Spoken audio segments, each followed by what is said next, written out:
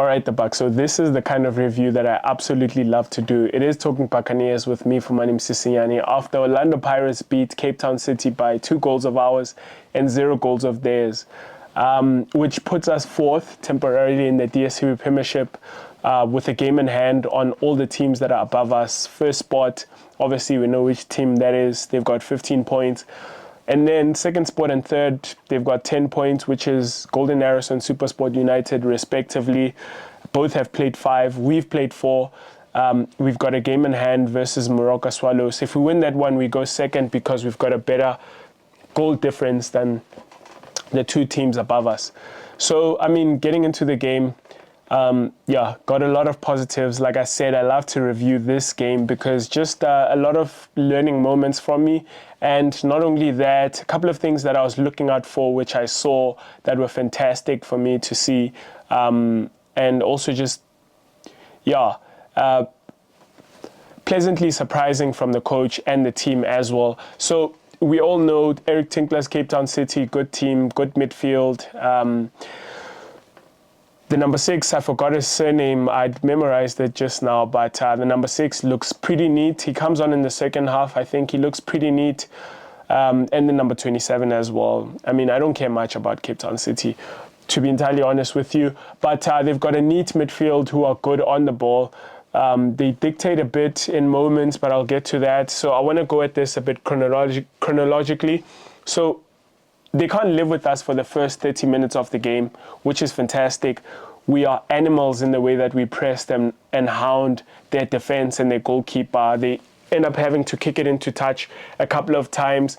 The way of getting into our third, which they did very rarely in that first 30 minutes, they rarely made any entries in our defensive third. That's important to note. But obviously they hoof the ball sometimes in air, not hoof. They launch it in air diagonally into their wide players, which are their wing backs. And that's the way that they try and make entries into our half, mostly into our defensive third. But it didn't materialize. We were pressing them, and that was sort of the unfolding of the game, first 30 minutes of the game. We dominate. Obviously go up front. You will have seen already by the headlines, Akele Lepasa, another goal, a brilliant one this time, a goal that he rarely scores, outside of the box finish, peels off the defenders, turns and shoots. I mean, I've played at a very amateur level, but even I know that technique. And strikers do say that, top strikers have said that kind of technique where you peel off and have to turn and shoot, that's a hard technique to do, and he pulls it off top corner. I think he's benefiting, obviously, from the form, and he seems like, he's becoming this deadly finisher and deadly runner into spaces. Spends a lot of time centrally, Lepasa, which is amazing, sniffing out opportunities and things like that, and he runs the whole game. Lovely to see. He scores that first goal in the 9th minute. And as I was saying, we obviously dominate that first 30 for me. However, it is important to note, as much as we were pretty neat, especially in the half spaces, I think what we're doing, the strategy in that first half was Saleng was offering width on the right and Mufokeng was offering width on the left. So the fullbacks weren't really getting very high up. I mean, they obviously push. Fullbacks of Orlando Pirates will obviously push a bit high at the very least. But they weren't pushing as high as you expect to see them, especially in other games where we've seen that Shandu will even get in the box of the opposition, or Munyane will hug that byline as well. But they were fairly conservative, the fullbacks. The width was coming mostly from Saleng and Mufokeng. But when they're on the ball, they will come inside. So a couple of times we were lacking the width on the sides, on offense, which made us struggle because the back three of Cape Town City will obviously stay narrow as you come inside, which was surprising for me that we didn't see that it was a tactic that we could use because there was a lot of space behind the wing backs of Cape Town City. They are very progressive and very risk-taking because as soon as they get on the ball, they look to offend. To be on the offense. I beg your pardon. However, I think what we just failed to capitalize on is to make use of those wide spaces, especially with overloads on the right and on the left. We did stick out Mofokeng and Saleng out there, but they obviously come inside and we'd occupy those half channels with Ndlondlo would occupy and Maswanganyi as well. Ndlondlo would push up at times, be very deep when we build up, but as soon as we get up on attack, on offense, they sometimes, do that switching with Munari where Munari will stay a bit deeper. But when we build up, Ndlondlo will be deeper than Munari, helping the build up out of the back. And then when we are on offense, Munari kind of sits and he protects the defense, and then Ndlondlo joins the attack. And yeah, they occupy those half channels. But I think what we lacked was people that were stretching, the defense of Cape Town City outside. So we're failing to make box entries in that first half. This is the point I want to make. We're failing to make box entries. I think Cape Town City was happy with us kind of, having those interplays in front of their defense, looked a bit dangerous, obviously. However, we couldn't penetrate them because we just didn't stretch them enough. They were fairly narrow and compact, the three, and we weren't making use of the width. And yeah, however, the game kind of switches, the momentum switches. Important to note that at this level in the DStv Premiership, we obviously love a game where we dominate the opposition and we impose ourselves on them for the whole game, but that's really how it goes. A team as good as Cape Town City playing in the DStv Premiership will have moments in a game where they dominate. I think the most important thing when the momentum is with the opposition is to not concede, and this is something that I've been, sitting here and talking about with my friends that I talk to and talking to people about at the stadium itself, is, in the moments that Orlando Pirates is under the cosh, we tend to concede goals, which is something that I think we need to improve when we are under pressure from the opposition, to be able to manage the game and be able to be, responsible and keep the clean sheet at times, because sometimes we are 1-0 up front, much later in the game, and then bit of pressure from the opposition and then you concede that time. You need to be able to manage these situations as a team that's challenging for titles.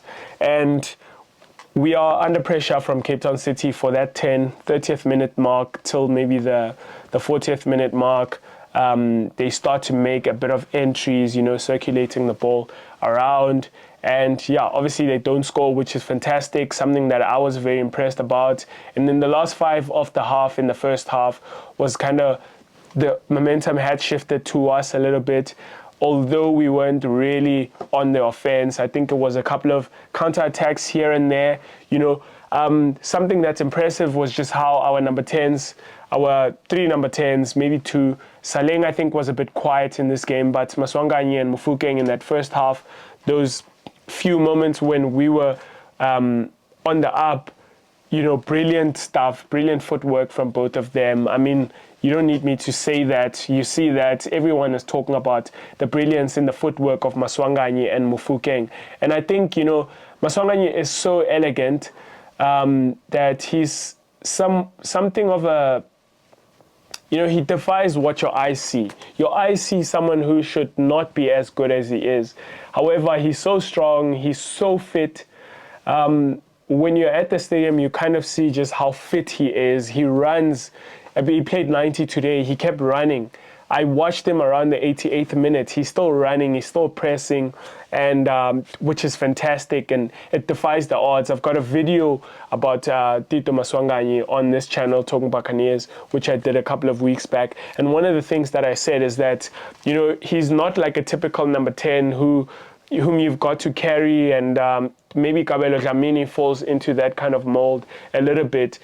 He's a bit of a passenger sometimes, whereas with Maswanganyi, he's fit, he works hard, he chases and he does things like that, and I love to see it, but he defies what your eyes see. Your eyes see someone who sometimes, and no offense to him, much respect to the man, but sometimes he seems like he's just drifting about, the way that his body is like. However, he's such a great player, so neat, so elegant on the ball, so fit and so strong.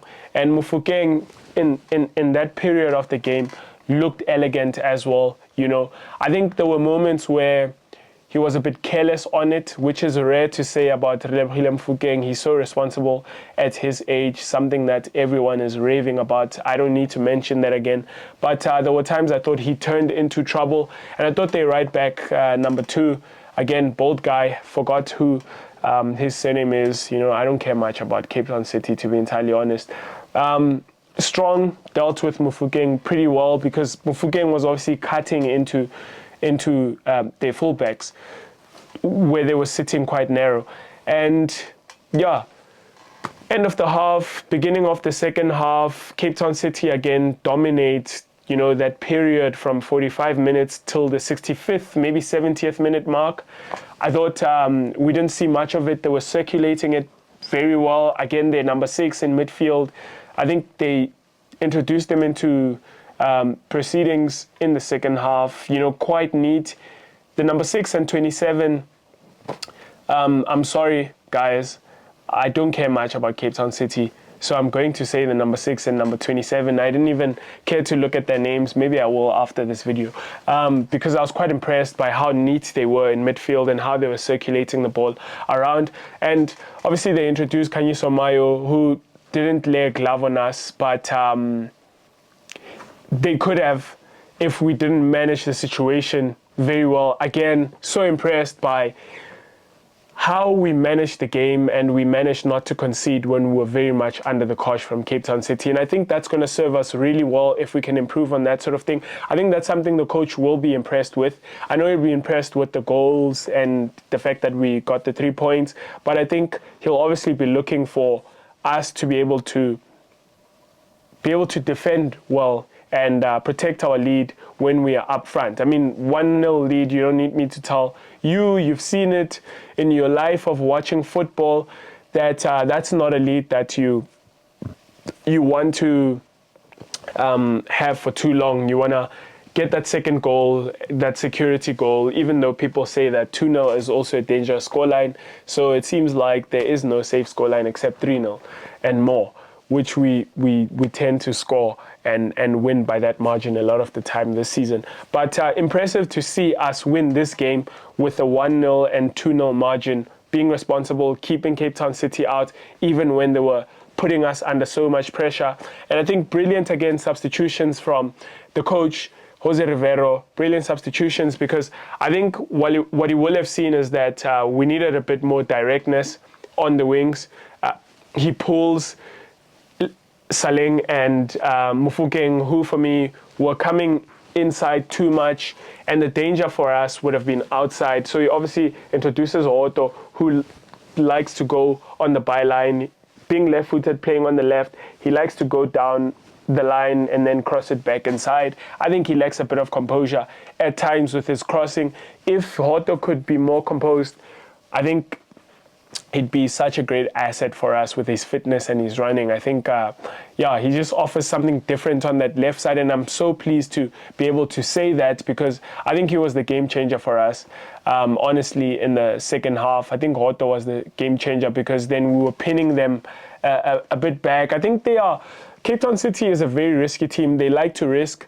At times, they leave one man when they're on the ball. Everyone just kind of is ready to launch upfield, and turnover of positions. You are attacking their centre backs very exposed, which is, I don't know. I mean, at this level, it's a bit questionable from Eric Tinkler's side, that the way that I saw us attacking their back line with numbers was quite surprising. And I mean, we are one of the deadliest counter-attacking sides in this division, and for them to be that irresponsible on the ball and then leave themselves so exposed against us, it's only going to lead to one thing, and Otto was at the heart of it. Turnover of position on the left for the second goal, where very direct.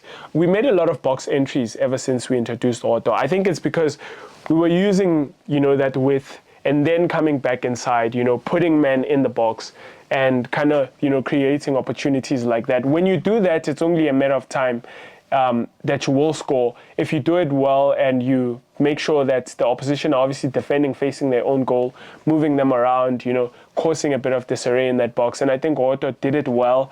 I didn't quite understand the introduction of Kabelo Dlamini, except that he was replacing Saleng, who wasn't playing well. Other than that, I don't think he offers much in terms of changing the game. It was lovely to see Tim. This is the point I wrote on my match notes that, the Orlando Pirates training kit looks very beautiful in that green. However, it doesn't look so great on Tim. I think Tim looks great in the starting jersey. And yeah, it was great to see him back. However, I must mention that Ndlondlo played a great game. The 70 minutes that he was on the pitch, I think he's growing in confidence. I think he's being more responsible. Much later in the game, we were struggling. Our passing was dreadful as a team, but Ndlondlo was also part of it. The passing in the second half was a bit dreadful. But in the first half, I wrote in my match notes that, it's lovely to see Ndlondlo protecting it well. Because last season, a lot of the time, you'd see him lose it when he was trying to, turn in that midfield in traffic and things like that. But this season, there's just something that's happened in his head where he's more responsible. Except obviously in that first game versus Stellenbosch, where the ball gets stolen off of him trying to turn, protect it. They steal it and they counter and they score. But ever since, he's just been very responsible in that midfield with Munari, who's a master, who could give a master class on how to protect and shield the ball in midfield under pressure. But Ndlondlo's obviously doing that well for us. I think sometimes I always say that he makes a few wayward passes every now and again, but when he's playing well in Ndlondlo, he's such an asset for us in midfield. And I think he was playing well today. Obviously gets pulled for Tim in the 70th. Around the time where we gain a bit of momentum again and the pendulum of the game swings in our way again. I think obviously with the directness of Otto, the plan was a bit of soak up the pressure and hit them on the counter, which was dangerous because then they've got to think about, okay, we might concede the second here. And yeah, I think the first goal, just in summary, is a result of individual brilliance. The second is a result of, tactical genius from the coach. I wonder if it's a case of tactical genius, because obviously Otladisa was on the bench. He could have introduced Otladisa for Mufokeng on that left, but he chose Otto. So I wonder if that's a case of, tactical awareness in that we need to stretch them, we need to use the width behind their wing backs, or it's just a case of Kabelo Dlamini and Dion Otto, as a lot of Orlando Pirates fans like to say that they are the teacher's pet. Maybe they carry out the coach's instructions very well, but a lot of Buccaneers fans that I talk to sometimes at the stadium and on social media like to say that, Kabelo Dlamini and Dion Otto sometimes undeservedly get the starting 11 or get introduced into games ahead of players that sometimes deserve to play ahead of them. But, Dion Otto's substitution was fantastic today. I just want to be on record saying that I think he played a great 30 minutes or so, 29 minutes, contributed so much, which led us to the win. And I think he was our weapon in that second half. Great for us to win and march on to, I think, the MTN 8 this weekend against Stellenbosch. Looking forward to that one. I'll be here talking Buccaneers, previewing that game for you. Until then, up the mighty Bucks. Cheers. Well, I hope you enjoyed that video from Talking Buccaneers. If you did, please hit that subscribe button so you can stay up to date with all our future content.